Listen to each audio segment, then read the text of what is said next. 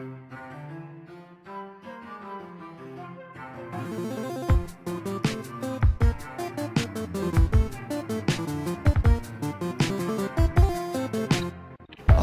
right, everyone, warm up those brains because it's really cold outside. It's time for the first Get More Smarter podcast episode of 2025. This one is 220. I'm Jason Bain. I'm Ian Silveri. This week on the Get More Smarter podcast, it's 2025, so why does it feel so much like 1861? At least one of us is coming to you live on tape from our nation's capital, where a very different kind of storming of the Capitol is taking place on this election certification day. And in case you're just waking up from a coma, yes, the American voters in their infinite wisdom elected Donald Trump president of the United States again for reasons we are still unclear on. Then we discuss who the real president of the United States is going to be in a few weeks and why having the richest man in the world handpick the leader of white nationalist parties across the globe is a pretty concerning development. And even though the Democratic Party for Colorado statewide offices is over 17 months away from now, we've got two candidates for two of the state's top spots already announced. One with a minor conflict of interest to be disclosed for the pod. Finally, we check in with soon-to-be one-term Congressman Gabe-ish Evans as he bombs his first interview after being sworn into his seat. He's just keeping warm for the 2026 Democratic nominee, whoever that might be. No need to get any books on those shelves, my guy. You'll be moving back home before you know it. That's right. We're going to do 2 episodes this week. Today, this first episode, we're going to just try to get you caught up on everything you might have missed and we might have missed while you were enjoying the holidays. We're also recording today on January 6th, so happy or unhappy Insurrection Day, I guess.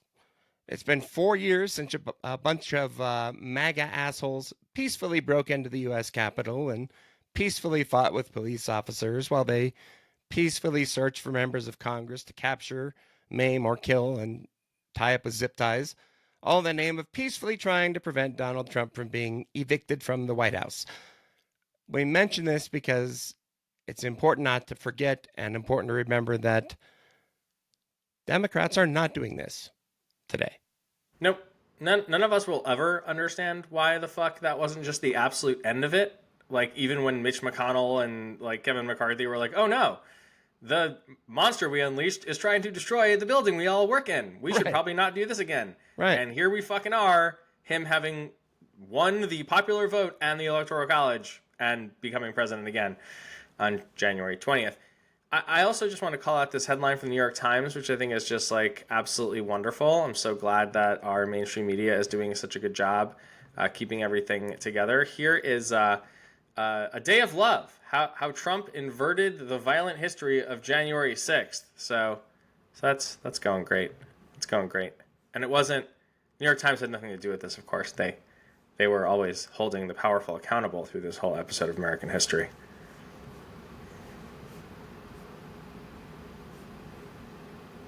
Wow. So we're going to start out also with a quick shout out for a holiday event you might have missed. In late December, there was a birthday. Not that one. No. Different one. Different one. Colorado polls turned 20 years old on December 23rd. Not a teenager anymore. And that's weird. Yeah, you started blogging on, like, Christmas Eve, like, 20 years ago, and you haven't stopped for some reason. Yeah. And you make a living doing it, and we have the show because of it. And congratulations, happy birthday, 20-year-old website. It's really weird. Do you have any, like, highlight, like, any sort of, like, memories to look back on after these 2 decades of bloggery? I could do a lot of them, but I think one of my favorite that gets lost in history because it was a long time ago was the very next year, 2005. I think it was in like November. Then Republican Governor Bill Owens, the last Republican governor in Colorado. The last Republican governor in Colorado ever. Possibly, yeah. In his infinite wisdom, issued an executive order demanding that all state employees not read Colorado polls. It was the best thing that he could have done for us. Yeah, this is one of those old school lessons of politics, which is if you don't want some blog that's criticizing you to get attention, don't put out a statewide fatwa on them, possibly. Oh, that was so good. Yeah, It really was helpful, and it was not meant to be helpful. I'm sure, but thanks for that. great job. Thanks, job, Woody. All right, let's talk about President Elon, or Prime Minister Elon, or First Or Lady Elon. or Donald Trump's president that he is chief of staff to. Oh yeah, yeah. The richest man in the world. And I want to quickly pause and give credit to Seth Maskett for the joke I stole from him for the intro, that the richest man in the world is now handpicking the leaders of all white nationalist movements across the world, because it's true, including MAGA and including Nigel Farage, I guess, being insufficiently racist for him in the UK. That's cool. Everything's going great.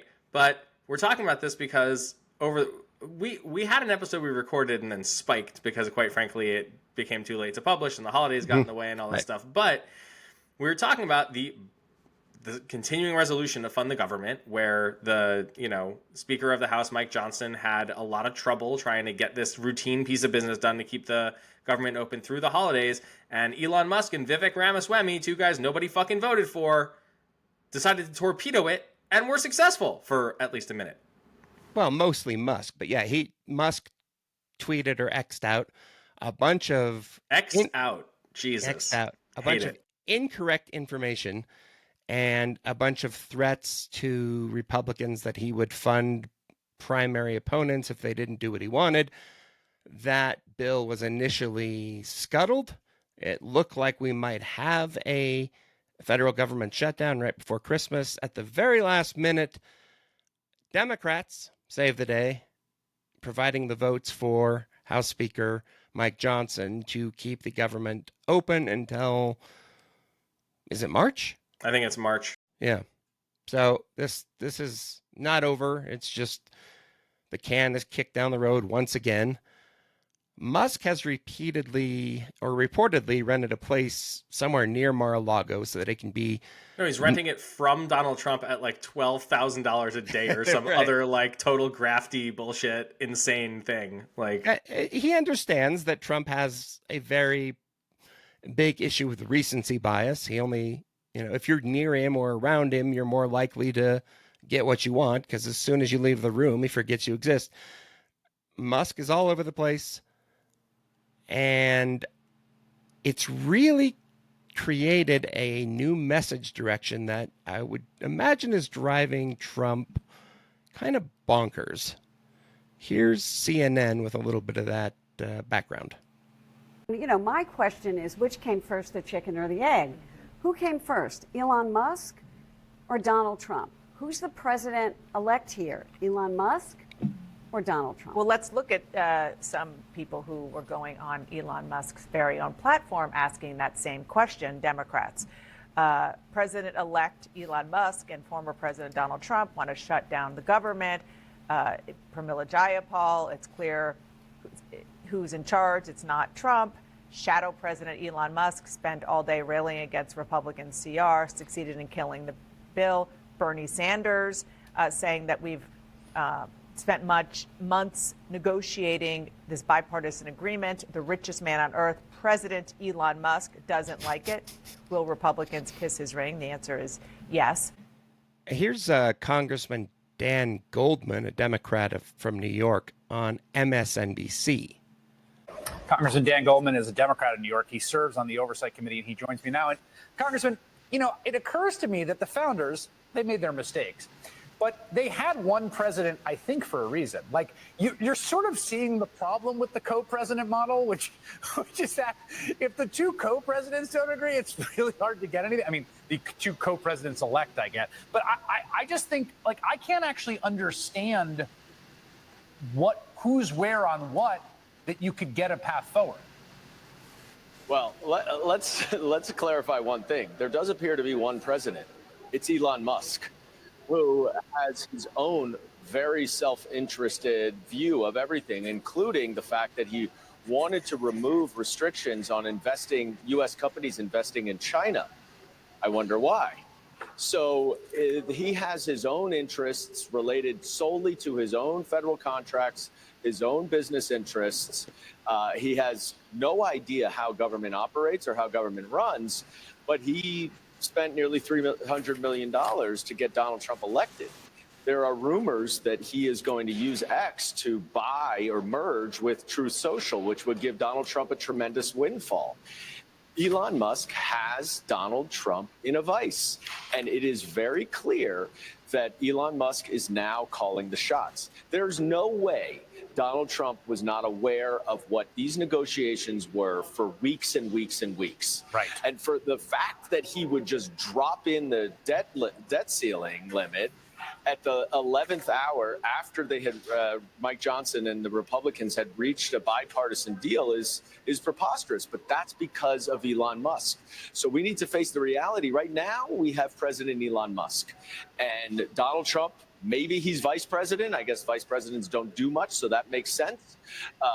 He might be the chief of staff. I don't know what you call him, but he is not calling the shots.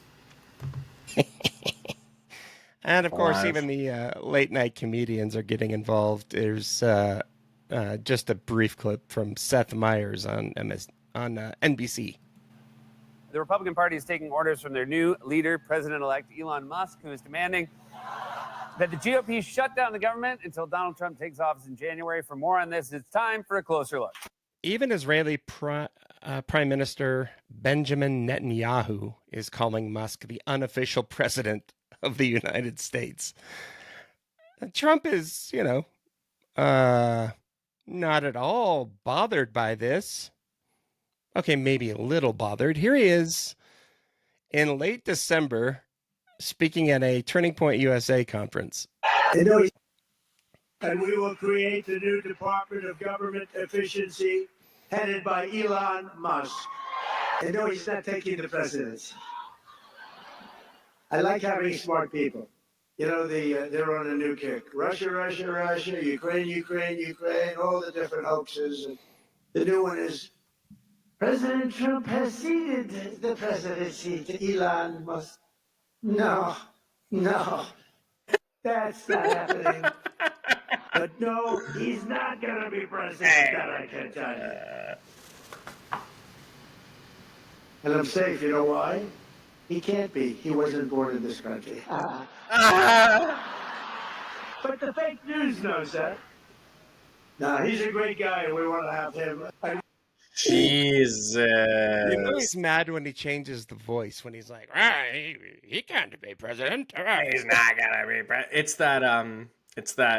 It's that Wint tweet that please don't put in the newspaper I was mad. Like, that's what that is.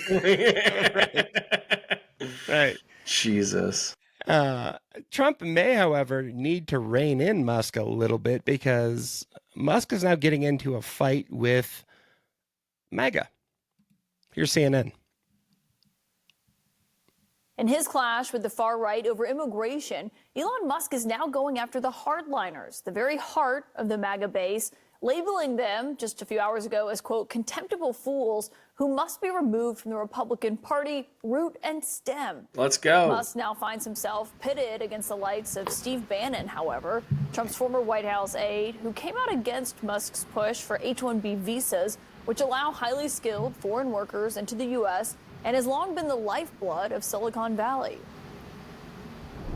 H-1B visas, that's not what it's about. It's about taking American jobs and bringing over essentially what become indentured servants at lower wages. This thing's a scam by the oligarchs in Silicon Valley to basically take jobs from American citizens, give them to what become indentured servants from foreign countries, and then pay them less. Simple. To let them into through the golden door. We should have indentured servants in this country. American indentured servants. And Musk prompts Trump to take his side because he fucking owns him. So now the president of the United States' position is going to be, no, these are actually really good for us. Even though I spent my entire campaign railing against immigration and saying that that's the reason why people's economic lives are miserable. I mean, frankly, I hate to say it, but Musk is actually right here. I mean, we do need to have these highly skilled workers from other countries in the United States.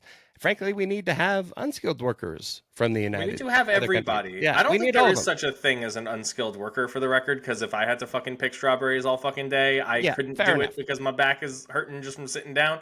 But like, I don't think we could like debate H-1B policies like all the way down the rabbit hole. We don't have to. I don't think he's right about that. I think what the country needs is comprehensive immigration reform, and that's what we needed for a long time, including like temporary work visas for people who come to the country with amazing skills for American companies. But the thing with H-1B visas that's so fucked up, and why Musk likes them so much, and why this indentured servitude conversation is even happening, is because they're tied to a company, not a person. So that gives this company an unbelievable amount of power and leverage over a single human being. So if Twitter, for example, has a bunch of H-1B visa holders from a different country come here, they have ridiculous amounts of power over those people to make them work long hours, to pay them like garbage, etc. So it's an exploitative, abusive system, as always. And it's like this guy's net worth has increased by like several, maybe tens, maybe hundreds of billions of dollars since the election. When the fuck is enough for these people? This is like the thing I can't wrap my head around. Well, and I do like, though, that you're seeing a lot of social media posts, a lot of news reports about people saying, I voted for Donald Trump and oops, I seem to have made a mistake. Yeah. We went through this 4 years ago, or 8 years ago, I guess. Jesus Christ, this guy's been in our life for way too long. And the Trump regret kind of goes away when the tax cuts happen, and then it comes back when the pandemic happens and 1 million people die, and then it goes away again for some fucking reason after they try and steal the election. I can't figure this country out, man. Sorry, I don't know. So now what?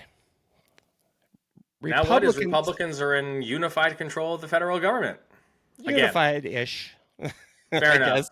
Well, I don't know if we talked about this in the show, but they have all 4 branches of government, right? They have the House, the Senate, the presidency, and the Supreme Court. Right. Great. So they want to move quickly on Trump's tax cuts for millionaires. Again, this was the reason that Trump wanted to make sure that the debt ceiling is extended, which I agree with, but for not that reason. Here's Republican Congressman Andy Biggs on Fox News. Because I do agree with Representative Gingrich, Speaker Gingrich, you have got to get the tax package done as early as possible, because that will be this kickstarter to the economy, and that's what saves the rest of the administration for the next 2 years after that. But is that because I do? So Speaker Gingrich, what? Dust that guy off. But this is they're kind of tipping their hand here, right? Because look, tax cuts do, on a short-term basis, give the economy a boost. Everybody knows that. That's not new.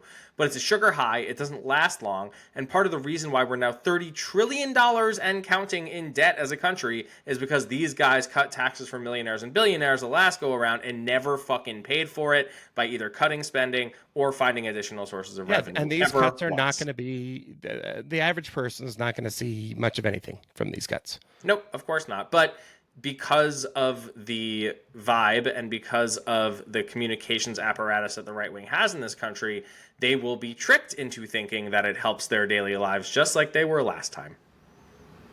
Meanwhile, House Minority Leader Hakeem Jeffries is using the opportunity to make it very clear what Democrats stand for.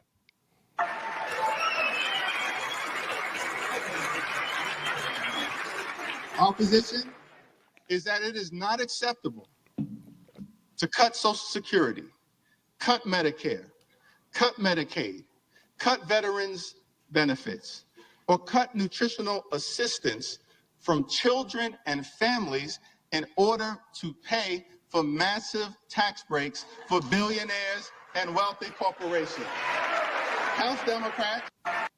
Not bad. Good. And Massachusetts Congressman Jim McGovern, a Democrat, he's already had enough in the first day or two with this whole Republican canard about cutting costs and whatever. Look at how much time we wasted last Congress while we were waiting around for Republicans to fight with each other instead of fighting for the American people. They spent weeks wasting taxpayer time and money because they couldn't elect a speaker, not once, but twice. Weeks wasted, where Congress didn't do a damn thing. And now they have the nerve to lecture people about government efficiency. Come on, get real. How many times last Congress did they just send everyone home because they couldn't even pass their own bills? How many times did they miss their own deadlines? And when anything did get done, it was Democrats who stepped up to get it done. Hands down, Republicans ran the most ineffective, incompetent, and chaotic Congress in history. And look at how much time. The comment down there about how I'd say less bills lends itself toward efficiency is both a grammatical nightmare and an obviously bad poli-sci take. Right. It's true. You're very efficient if you don't do anything, I guess, because it's hard to be inefficient when you're inactive. Right. But that's not why you're there. And this, again, is like, there are lots of fucking challenges facing this country. Immigration, costs, housing, violence, you name it. We had 2 terrorist attacks before the new year that are, for some fucking reason, basically getting memory hold immediately. Can't really figure that out. And yet, not a lot to do in the United States House of Representatives except for tax cuts for millionaires and billionaires. Great. Well, it's time for a new segment that, unfortunately, we're going to have to do for a couple of years. It's Trump time. We very much wish it were not Trump time, for the record. It looks like Trump will indeed become the first felon to assume the presidency. So far. Though he's trying hard to prevent that symbolic first. Apparently, just 10 days before the inauguration, Trump's lawyers have implored, this comes from the New York Times, the judge overseeing his case to postpone the proceedings. That request apparently is most likely doomed because the judge, Juan Merchan, was the one who scheduled the sentencing, but Trump's lawyers disclosed in the filing that they are trying to escalate their effort so that as of the inauguration, Trump isn't actually a felon at that point. I don't think it's going to work. I don't think it's going to work either, and not for nothing, but once a felon, always a felon, and this guy is a felon. He can't pardon himself because this was a state crime, right? Mm-hmm. Right. So he is going to be a 34-time felon for the entirety of his presidency. God willing, justice still means something. Politico has an interesting take on all of this, too. The fact that Trump is entering office after campaigning about how America is broken and how terrible everything is in America. Now you've got the pieces that you've got to put back together. Now it's your problem. I mean, look, like, he will probably find a way to continue to blame the litany of people that he blames for all of the country's ills, people of color, immigrants, LGBTQIA+, Democrats, largely, whatever. And apparently, a lot of the country will fucking buy it. But I guess I'm hoping that with complete and total unified control of the government, these guys actually are held accountable for their decisions, and the media, which, quite frankly, does not give us a lot to hope for, the way they've been covering the transition and the way they've been covering everything from the Cybertruck bomber to the New Orleans killer and everybody and everything else in between. Some hope that maybe they'll hold them accountable. I mean, look, like, Mark Zuckerberg goes down to Mar-a-Lago with $1 million bag of cash. So does Jeff Bezos. Jeff Bezos is killing editorials and cartoons at the Washington Post, whose masthead slogan is still "Democracy dies in darkness," by the fucking way, on the eve of the inauguration of this guy, simply because they want to curry favor with him to either get special treatment or, more likely, avoid special scrutiny. But I do like this one sentence particularly from Politico, quote, "Now the president-elect is just days away from having to assume responsibility for the various ailments and conflicts he has long and successfully attributed to others and for which there are no immediate or easy fixes," unquote. There is a question about how much leeway he gets to blame Joe Biden when he's a year, 2, 3 into a term, right? I would think so, yeah. And Trump is starting off already with the same kind of nonsense he began his last presidency in 2016. He wants to buy Greenland, which Greenland does not want to be sold. He's you can't just hostile take over a sovereign nation by the fucking way. No, that hasn't happened yet. In case you were wondering. He wants to take back control of the Panama Canal because he's mad about shipping or something. That's not going to happen. He keeps talking about absorbing Canada as the 51st state. That's not going to happen. And then there's this weird obsession with the flag. Yeah, he went on the stupid website Truth Social to make some fucking post at, 1:30 in the afternoon on January 3rd. The Democrats are all, quote, giddy about our magnificent American flag potentially being at, quote, half-mast during my inauguration. They think it's so great and are so happy about it because in actuality, they don't love our country. They only think about themselves. Look at what they've done to our once great America over the past 4 years. It's a total mess, exclamation point. In any event, because of the death of President Jimmy Carter, the flag may, for the first time ever during an inauguration of a future president, be at half-mast. Nobody wants to see this, and no American can be happy about it. Let's see how it plays out. Make America great again. Always just obsessed with the optics and not the substance, and hasn't, to my knowledge, said a fucking word about the fact that one of the last living presidents died in any other context other than, I don't like how it's going to make the flags look. Unreal. Trump's obsession with Greenland does give us a chance to play an audio clip from one of our first interviews on this show, a 2019 discussion with then Democratic presidential candidate Tom Steyer. Take a listen to this. And today we have a very special guest on the podcast, entrepreneur, philanthropist, environmentalist, and now Democratic candidate for President of the United States of America, Tom Steyer. Hey, Tom, welcome to the Get More Smarter podcast. Ian, thank you for having me. Glad to have you. Want to get right into it? Yeah, let's. The big question, I think, on everybody's mind, should the United States buy Greenland?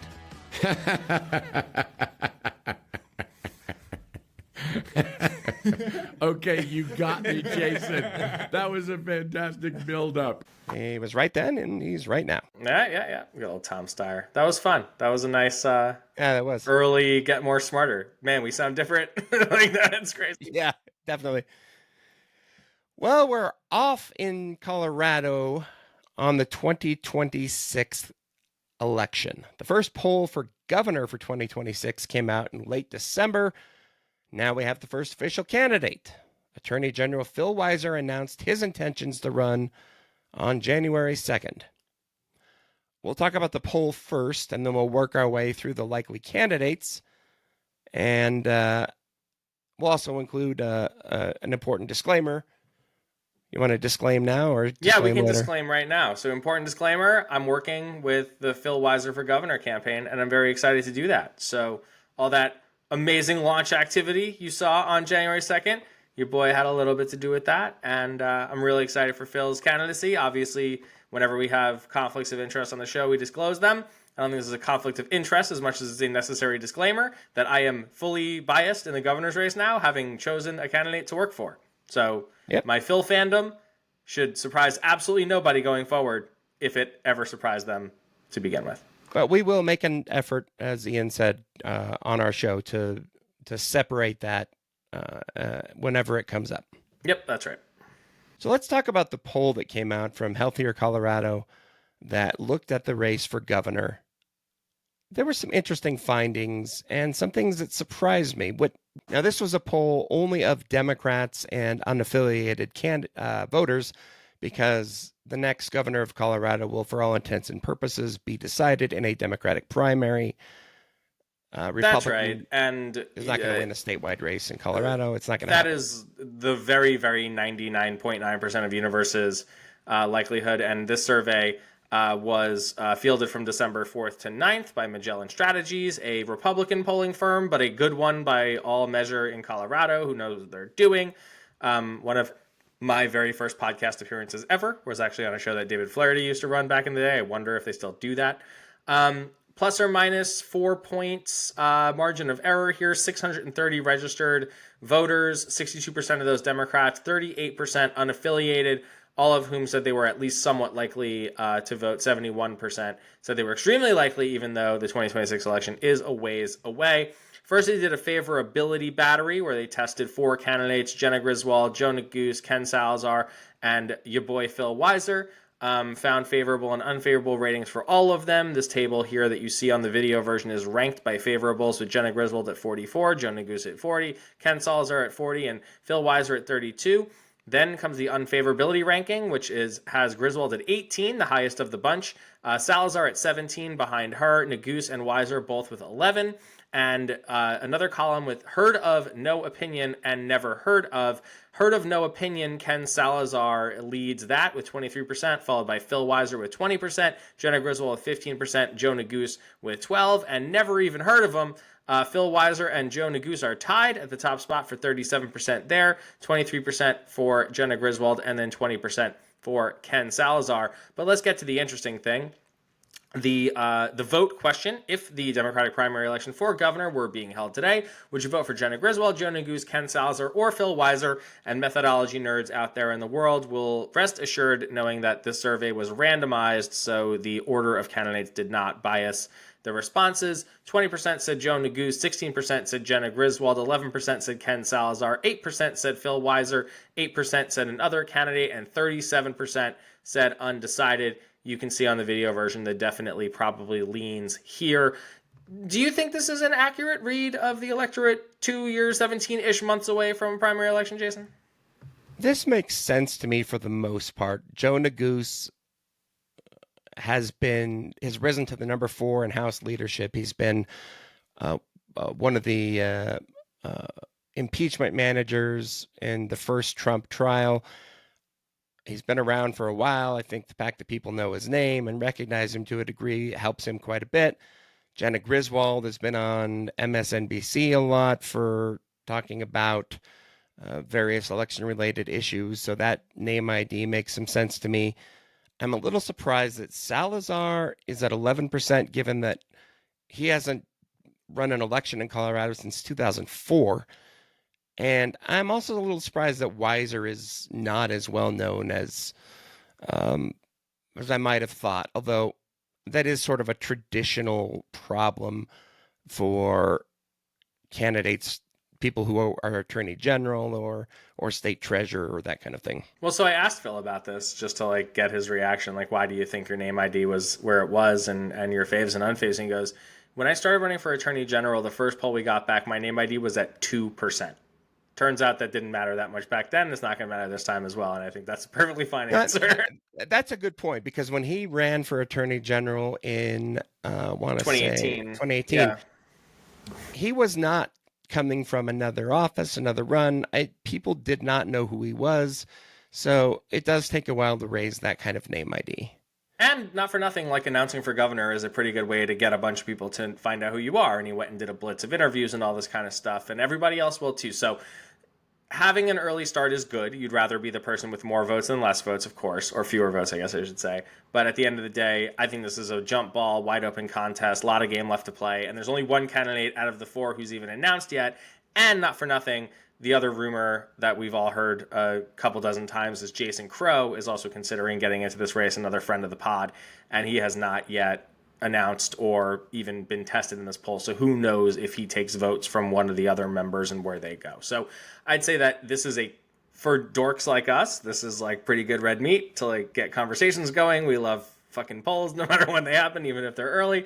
And thanks to Healthier Colorado for fielding the survey so that we could get a first look at what the next 17-ish months of our life look like. I'd say the bottom line here, and we'll run through this quickly, I would expect Joe Neguse and Phil Weiser to be the top 2 candidates at this point. Ken Salazar has a good resume. He was Attorney General, U.S. Senator, Interior Secretary. He's currently ambassador to Mexico for another week or 2. His last name is obviously carries a lot of weight in Colorado. But he's old. He'll be 71 years old by the time of the Democratic primary, and I think there will be a lot of residual concern based on the age of Joe Biden and Democrats thinking, I don't know if we want to do that again. Plus, 8 years of the relatively young Governor Jared Polis kind of gave a younger vibe to the office. So I'd be pretty surprised if voters were yeah, let's, put the oldest dude in the mix in the office. But I don't think Ken Salazar's ever lost an election that he's run for, so I think that's worth considering as well. Sure, he was but also Attorney General and U.S. Senator before he was all those other things. But again, his last time he was on a ballot was 2004, which means essentially that nobody under the age of 40 in Colorado knows who he is. That's really interesting, yeah. And I think the polling kind of bears that out. If I were Salazar or his people, I'd be surprised that his numbers were as low as they were. And the final thing I think that is an issue for him is that he did become something of an oil and gas lobbyist after he left the Interior Department. I think there's just a lot of reasons to write him off. If you're a Democratic voter trying to figure out who you're going to vote for, when there's a field of good candidates, you start to say, all right, who can I cross off? Right. I think you can cross him off. And I think you can start to cross off Jenna Griswold because she's had a troubling record of problems as Secretary of State. She has an unusual history of staff turnover. And I think that's the problem she faces again, is that when you've got this field of good candidates, you've got to narrow them down somehow. And she provides a reason to scratch her off. Yeah, and, there's also rumors that she may be seeking a different office. She had a little bit of an awkward segment on 9 News before the new year where there was sort of a website called jennifergovernor.com that sort of had a little email form that sort of gave up whether or not she was going to run, and then the website disappeared afterwards. So I guess there's still some questions as to whether or not she's going to actually run for governor or something else. But here we are in the first week of January. Somebody's already announced, and we're out the gate. And we've got another candidate. We'll talk more about these lower tier races in our next episode, but Amanda Gonzalez, a one-term Jefferson County clerk and recorder, has thrown her hat into the ring this week to run for Secretary of State in 2026. Yep, and we will, there's a few other names that are widely expected to be entering this race. If they jump in before the next time we record, we'll let you know, but that's just a teaser for next episode, which we'll record this Thursday to try and get back into the swing of things for 2025. Amanda Gonzalez has announced her intention to run for Secretary of State on January 6th. All right, let's catch you up on the sycophantic actions of our 7th favorite member of Congress from Colorado. That's right. We've got a 7th now. We do indeed. We started calling Congressman-elect Gabe Evans Gabe-ish after he answered no-ish in a February debate when he was asked whether the 2020 election was stolen by Joe Biden. He has since really lived up to that nickname.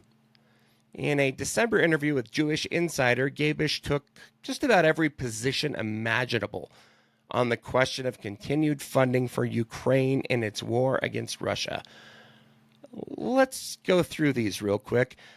He said he looks at Ukraine differently than maybe funding for Israel because he says, quote, "We cannot reward Russian President Putin in any way, shape, or form. Appeasing dictators just never works out," unquote. But he said that the U.S. has a, quote, "pretty substantial national deficit." But he said we have to make sure that any aid that goes to Ukraine is used efficiently and effectively because he thinks the Biden administration didn't do that and provided aid too slowly and in insufficient amounts. So it was too much, then it was not enough, then it was too much, then it was too late, and just this fucking guy has no idea what he's talking about, does he? And he raised questions about corruption in Ukraine, potentially involving President Joe Biden's son, Hunter. Why not throw the Hunter Gate in there just for good measure? Make sure. Look, he's rounding the bases. You got to give him that, right? Yeah, I guess. I don't know which direction he's rounding them, but he's definitely running them. One confusing interview that he gave, and it turns out that he gave another confusing interview to friend of the show, Kyle Clark. Newly sworn-in Republican Congressman Gabe Evans ducked questions today about whether he will support one of his party's top priorities, a bill that would strip federal funding from the state of Colorado over its immigration-related policies. Evans is the first Republican to represent the 2-year-old 8th congressional district, which stretches from Thornton up to Weld County. He's a former law enforcement officer who made immigration his top campaign issue. That aligns with the priorities of President-elect Donald Trump and the Republican majority in the House, which has teed up a vote soon on a bill that would strip federal funding from the state of Colorado because Colorado limits cooperation between local law enforcement and federal immigration agents. I asked Evans today how stripping federal funding would impact his district and whether he supported the idea. He said this. Again, I think we need to make sure that American taxpayer dollars are going to American taxpayers and to those folks that are committed to lawfully following our laws first. When pressed again on whether he's going to vote for this bill, whether he would support pulling federal funding from Colorado over immigration policy, Evans falsely claimed that Colorado law bans all cooperation between local police and federal immigration agents. In Colorado, it is illegal for anybody, any state or local law enforcement, regardless of the level of infraction, whether it's a headlight out or whether it's somebody that's committing crimes and taking over apartment complexes in Aurora. None of that there's no coordination that's allowed between state and local law enforcement and federal authorities. Evans's claim that there is no coordination is false.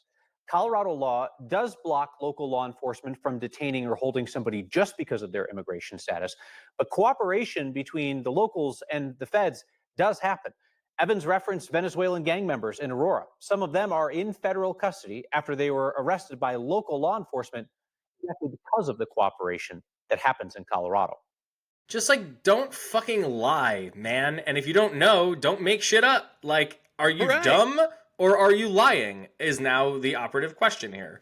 Also, I'm a former cop and I don't know the law about policing. Those of you on the audio side of this didn't see, but Homeboy has 0 books on his shelves in his congressional office, which is where he taped that interview from. Brittany went through this in her first week. There were a bunch of Zoom interviews with local media she wanted to do.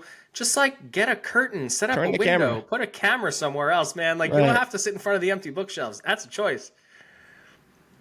One member of Congress from Colorado who is no longer there is Greg Lopez, the guy who was filling out the final 6 months of Ken Buck's term in the 4th Congressional District so that Congressperson Lauren Boebert could finish pretending to represent the 3rd Congressional District. I am sure Republicans are pleased that he's gone because he made a boo-boo just before the holidays when asked by socialsecurityworks.org. They stuck a camera in his face. He was more than happy to talk, and he should not have said any of this. Here, take a listen. We're going to just keep asking members of the caucus as they come in, sir, can we get a pledge to stand with President Trump against cuts to Social Security and Medicare benefits?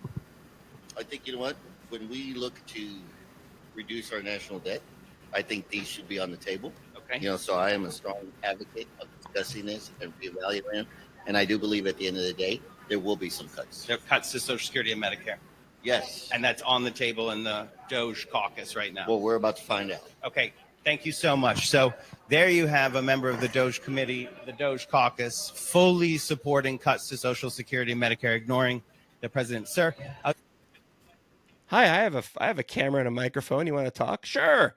I've been saying this for years. We should just be setting up people in fucking suits with mics and cameras pointed at doors in Congress and do exactly this to cameras and microphones in their faces, ask them questions, and occasionally someone will slip up and tell you the truth. Yeah, said the quiet part out loud. And I'm sure Republicans are... I'm sure there were a lot of them who heard about this and were like, wait, who? And now he's gone. Now it's Boebert, who may do the same thing. Who knows? You do think that, these people all know each other very much, but it's really, quite frankly, not the case. There are sort of tiers in Congress. This is what I've learned as a congressional spouse, where the lifers, the people who have been here for a decade or more, they all know each other. But there's also this really kind of weird sense of once you're here for a while and you see people come and go after one term and just disappear, or even these seat warmers like Lopez, there is sort of a dismissiveness of it all, which is yeah, I don't need to learn your name because you're probably not going to be around. It's been compared to high school in a lot of ways, and this is another way it's like that. You get people that come and go, they graduate, they change schools, with 435 people there, it's hard to keep track. That's true. And I'm walking the halls this week watching Brittany get sworn in. There's a bunch of new people I don't recognize, too. Although I got my new spouse pin, which is nice. Psyched about that. Very nice. One quick comment from a listener that we wanted to clarify. Per our last episode, our interview with the great Dave Perry of the Aurora Sentinel. If you haven't given that one a spin yet, please go do so. It was a great conversation with a guy on the ground pre-quote-unquote Operation Aurora.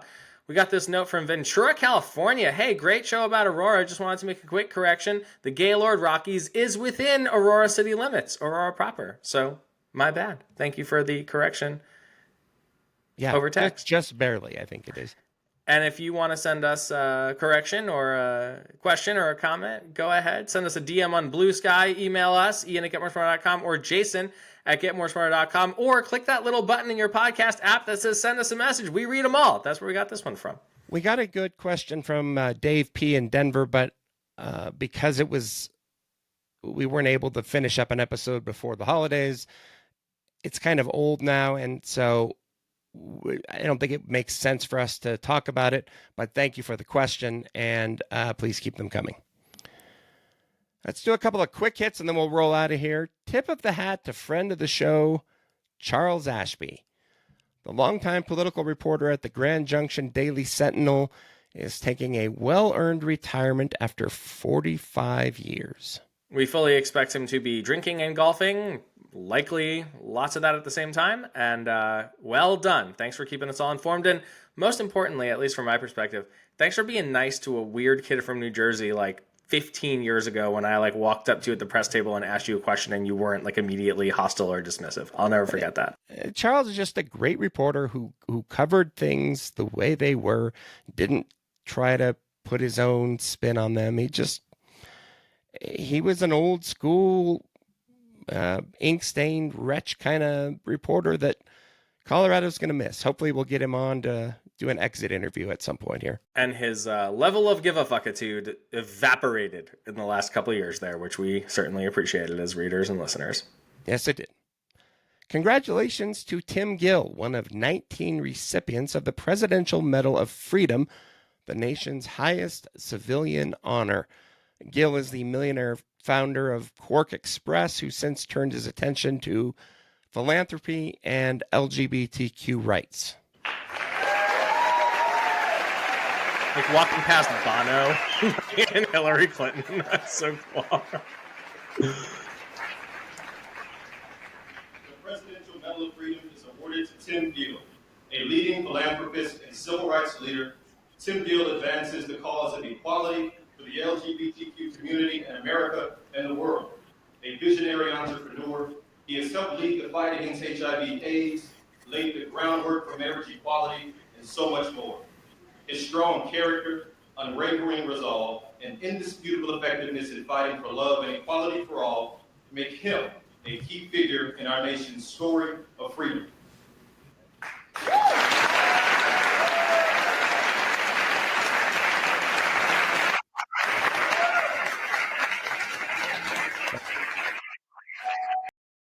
Pretty sweet. Tim Gill's a Wheat Ridge High School graduate. He played a big role in helping Democrats turn Colorado blue in the early aughts. Gill joined a group of folks including Hillary Clinton, George Soros, Michael J. Fox, Magic Johnson, and Bill Nye the Science Guy, earning the Presidential Medal of Freedom. Well done. You do have to admire the chutzpah to fucking give Tim Gill and George Soros medals on the way out. Yeah. That's great. Good. Yeah. Still waiting for my Soros check, by the way. Same. I'm still waiting for my Presidential Medal of Freedom. Or that, yeah. House Speaker Mike Johnson was reelected barely after just 2 ballots. The first ballot he failed. There were 3 Republican opponents. He talked 2 of them into flipping their vote. Later, he gave a speech that demonstrated why people are not all that thrilled with him. We best serve our own country and most successfully discharge our obligations to humanity by continuing to be openly and candidly, intensely and scrupulously American. I love that. I love that. Today, that's right. That's an applause Please line. clap. Oh, God. That's an applause line. So question for you. Do you know what we used to do? I'll tip the fucking hand a little bit here. So I used to write speeches for the Speaker of the State House. To avoid exactly fucking that, we would hand out copies of the speech to members on the aisles, the ranking members of our committees and our chairs, with applause in bold fucking letters right next to the line to make sure that they knew what it was supposed to be, and that sort of thing did not happen. And it was a state house operation. This is the United States House of Representatives. Guys, get it together. My God. So I got a question for you. Will Mike Johnson still be Speaker of the House this time next year?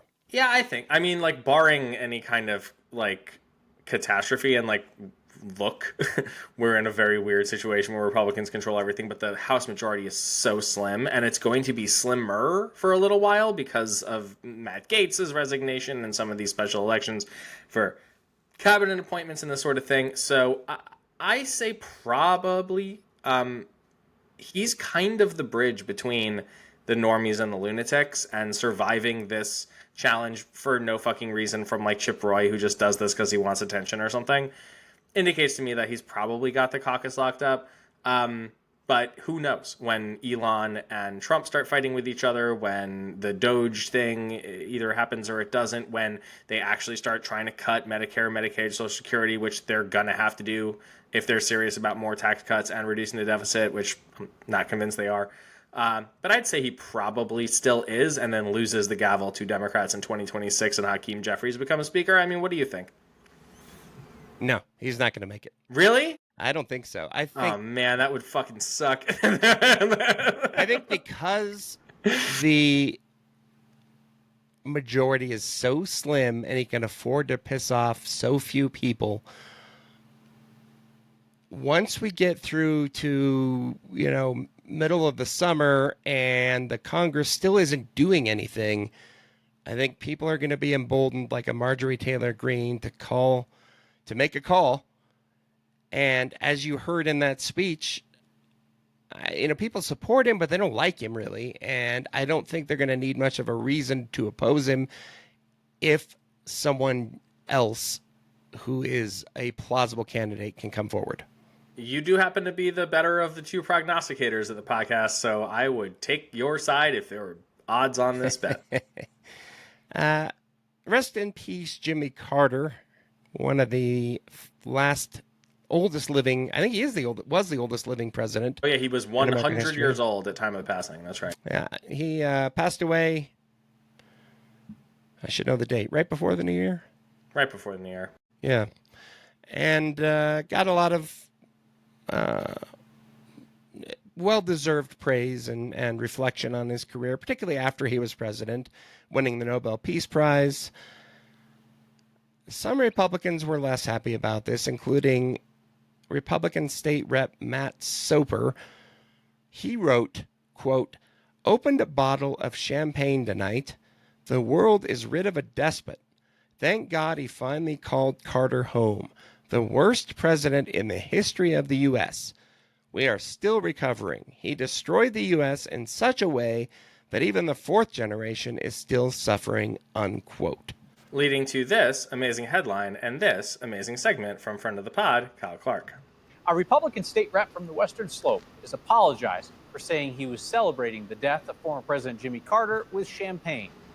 Representative Matt Soper from Delta called Carter a despot, basically a tyrannical ruler. When we asked Soper if he would be kind enough to explain that and the celebration, he declined. He did say he was sorry. He posted about his champagne toast to Jimmy Carter's death on X, saying that Carter was the worst president in American history and that he, quote unquote, destroyed the U.S. Representative Soper told me today that his post was in poor taste and that he is very sorry. Soper has a history of posting incendiary claims online and then apologizing. Last year, he apologized for calling Colorado Democrats tyrants and telling them to prepare for civil war over gun control. Cool guy. I think he's amazing. Since deleted his account. But yeah, he not only deleted the tweet, but then he just deleted his entire account completely, which, like, That is probably for the best for you, your district, and everybody involved. You know what surprised me the most about this? And not that he did something awful, because that's just what he does. But yeah, he's like, this is a repeat offense. But that you could have that strong of a take on Jimmy Carter. I don't think he believes a single fucking word of that. I think it was thirsty internet bullshit, and he thought he was going to get memed and go viral in MAGA world for being horribly cruel to a guy who spent the rest of his natural days building houses, even after like cancer surgeries with bandages on his head for Habitat for Humanity. This guy's just a jackass, and it was a piece of shit thing to say and do, and maybe he fucking learned he shouldn't do that anymore. Yeah, apparently. But I wouldn't put a lot of money down on a bet that he never comes back and does it again. Fair enough. And finally, our gibberish of the week. Speaker Mike Johnson talking about that New Year's Eve attack in New Orleans that killed several people. Before we play this clip, it's important to note that the person who committed this crime, who was since shot and killed by police, was a former member of the Army from Houston, Texas. Born in Texas, an American citizen. People that radical racial extremism was our number one concern, when obviously terrorism always is, and especially when you have an open border. So there may not be a direct correlation with this, but it seems to us that these things, we're in an enhanced threat environment, and we have to be proactive at the local, state, and federal level to prevent this kind of stuff from happening. Okay. Can't blame immigrants for this one, but let's blame them anyway. Right. We know this had nothing to do with the border, but maybe it should. Maybe it will have something to do with the border. Who knows? Like, my God, the intellectual dishonesty is just, it's hard to take. Went for a long 4 years, man. Strap in. All right, that's it for us. First episode of many to come this year and this week. Happy New Year. It's 2025. The Get More Smarter podcast is a production of ColoradoPulse.com and the Big Horn Company. Our hosts are me, Ian Silveri, and America's dad, Jason Bay. Who somehow figured out how to engineer and produce this thing. I do the videos. The phenomenal Breakmaster Cylinder made our theme music. Megan does a lot. Get your shots while you still can. This week's review comes from Dana S., who writes, I love to laugh with you two. You guys keep the lights on in the darkness. Thank you. No, thank you, Dana. And remember, we'll keep talking if you keep listening. If you leave us a review on Apple Podcasts or a comment on Spotify, we might read it on the air, just like Dana. Subscribe on Apple, Spotify, wherever you get the podcast. Rate the show and leave us a review on Apple Podcasts. If you got More Smarter, it actually helps a lot. Find us at getmoresmarter.com, where you can sign up for bonus content in our Substack. And please send all your angry rants to angryrants@getmoresmarter.com and aforementioned emails to aforementioned email addresses. Thank you so much for listening. Happy New Year, and we'll see you next time.